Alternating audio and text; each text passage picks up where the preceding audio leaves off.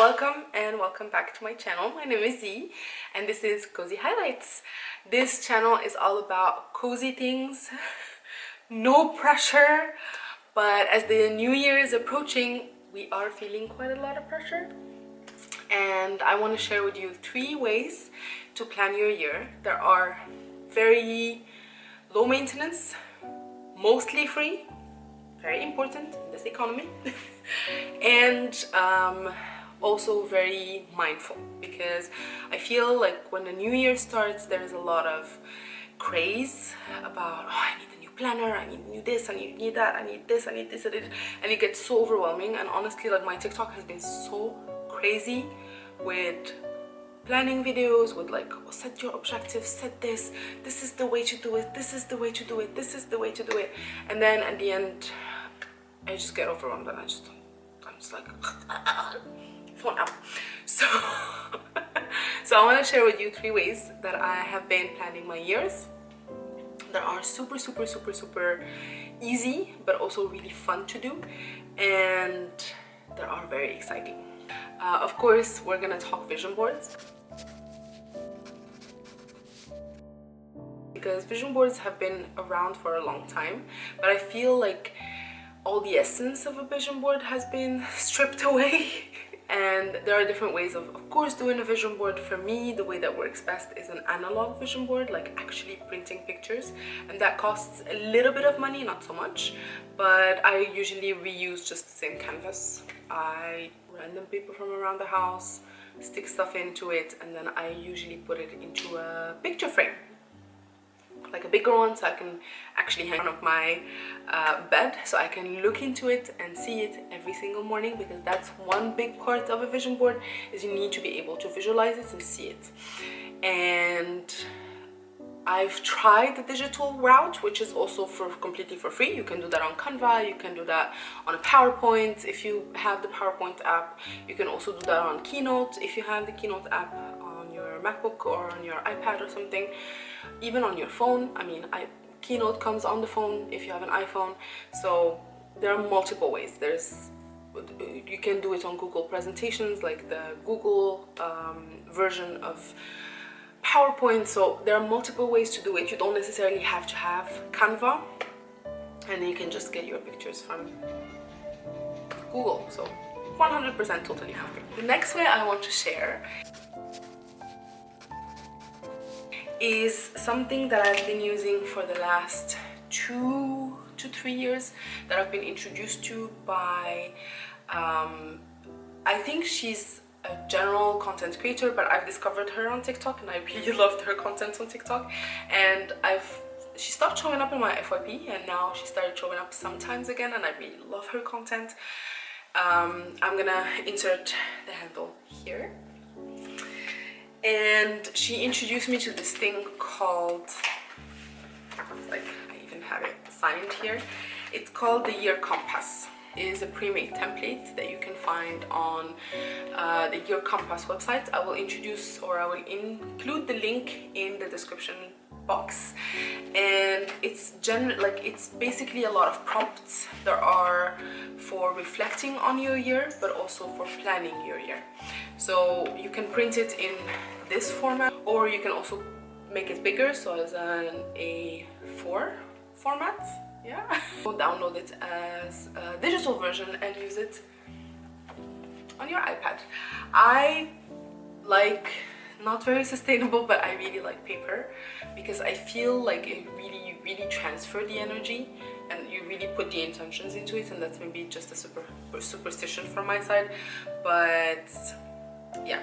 So I really like this, and the way it's structured, so this is 2022, 2023. I think 2023, 2024 I did on my iPad, and I'm not a digital planner girly. I've tried, but that's not for me. But if it is for you, all power to you. And I think this is a great planner to have digitally. And they just have a few let's say steps. So they of course have like a welcome page where they explain what this is, and how can you actually do it. The Year Compass is your year compass, and it's a booklet to help you reflect on the past year and plan the next one. With a set of carefully selected questions and exercises, the year compass helps you uncover your patterns and design a great year for yourself. The booklet has two distinct parts, which is the first half is for reviewing the past year, learning from the past year, and celebrating the past year, and this is the part I really love. And then the second half, on the other hand, is all about the future. So what are you dreaming of, planning for, preparing for, to get the most out of the new year? Generally, like, you can always do this by yourself, but if you get multiple copies, if you print multiple copies, you can actually do this in a group. I've done this in a pair setting in 1 year. It was really nice to just be in the same space and do it with someone else. You don't have to share. It's up to you how you want to do it, but I really like this because it's a free, completely free, there is no hidden fees resource. I really like it. It's very simple, very straightforward, and you can do it in like 2 parts because it's cleanly set in the middle. So you can do like the reflection part, for example, on the 31st of December, and then you can do the planning part on the 1st of January, so that you feel like you've let go of the year and you're starting a new year. First parts of like the reflection is like they literally ask you to bring out your calendar and go through the things that you've done so that you actually remember what you've done. Then to focus on like what was the year about, basically. Then I love this part as well, which is like 6 sentences about my past year and 6 questions about my past year. It's super concise, so you don't always have to, like, if you're not like a real journaling person and you don't like to write like a lot, this is perfect because it's really concise. And then you also look into celebrating the best parts, because it's also about the best moments, and they ask you about biggest moments, biggest accomplishments, biggest challenges, and then what do you forgive for the last year, what do you let go of in the last year, and then 3 words for the year, book of the past year. So if your life would be a book last year, then what would be the title, and then what is your goodbye to the last year. Then you start with like the next year. So I really like this. The questions in the second or in the second part are also very positive, which is like, for example, the first part that you go into is Dare to Dream Big. So you have a page, you can just go crazy, dream of anything and everything that you want. The year ahead, what will the next year be about? Magical triplets for the year. So what are the 3 things I love about myself and I will love about myself? What are the things I'm ready to let go of? 3 things. And what are the 3 things I want to achieve the most? These 3 people will be my pillars through the rough time. I will dare to discover 3 things, and I will have the power to say no to these 3 things. More. There's a lot more prompts in here, which I really like. Honestly, it's so nice because it helps you really take time and reflect, and this is one of the things I will definitely be doing this year.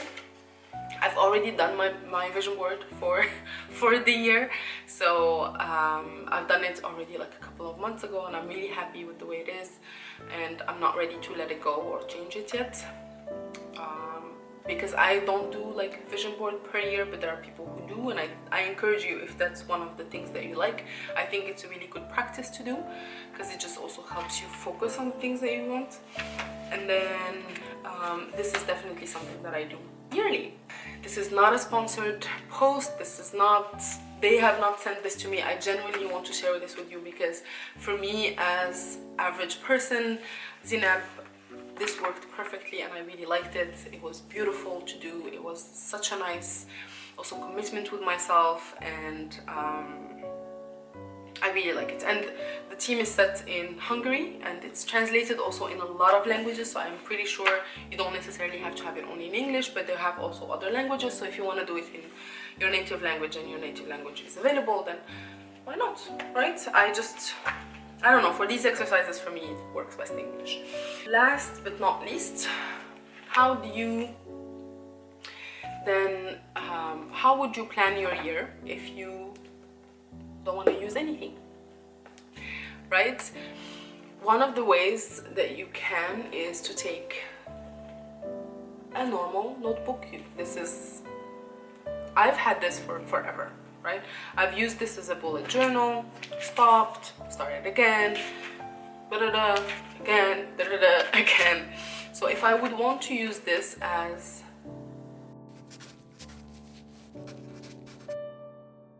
a planner, and I don't want to buy a planner, if you want to buy a planner, I recommend the one from Muji. It's not even 10 euros, the paper one. So if you don't want like a fancy cover or anything, I love that one. That's the one I'm currently using. I really like it. It's straightforward, it's clean. It has like a month part, it has a weekly part, and then it has a notes part so that you can also journal if you want to, or if you want to have more details. I really like that. But if you don't want to spend money on this and you want to have just whatever book, not even notebook, like you can also use like a book from the ones we used for school, for example. And what you can do is you can create your own calendar. And then what I would do if I would be doing such a thing, and I think we need to think about it in a simple way, right? Calendar, what are the important dates, what are the things that I'm planning, or what are the birthdays for the year, planned vacations, planned retreats or things like this that you really want to do, important dates to keep in mind. Then I would put in a wish list. These are the top things I want to accomplish. I would do it per quarter. So quarter 1, quarter 2, quarter 3, quarter 4. What are the main objectives or main accomplishments I want to do in that year or in that quarter? And then I would just do like a weekly journaling in a sense of setting down my week. So an example, I would line up my week like this. This literally takes 5 minutes to do. You don't have to be pretty about it. It just has to be neat, clean, so that you can feel like you have space to write. And I would do like 1 or 2 pages empty just for like noting down things. And my favorite thing to do on a daily basis is to have 3 things that I'm grateful for today, 1 thing that made me smile, 1 thing that I'm proud of, so that I can keep track of every day. I try to do it. I haven't done it in a while, but that's something that helped me on my mental health journey quite a lot, and that's something that I'm very, very grateful. I have still my journal that I've done this with, and I want to bring back the practice eventually because it's a really nice practice to be present. And yeah, I would say this is all you need. If you don't want to do any of the crazy super, let's say, trendy things, or you don't want to use a template, you want to be free, you can do that. You can just put in a calendar in one of the books that you already have, mark down the dates, mark down the important accomplishments you aim for this year, and what are the things that you wish for this year. And that's all you need. Don't need to be overly complicated about it and blah blah blah. So yeah, I hope this was super helpful, and that you like this content. If you like this video, please comment, like, and subscribe, and let me know in the comments if you liked it and if you would use this, or actually if you do use a different method. I'm always open and I'm always looking forward to learn new methods of planning. So happy new year. I wish you all the best, and I hope that you are kind to yourself this year, but also that you are taking care of yourself.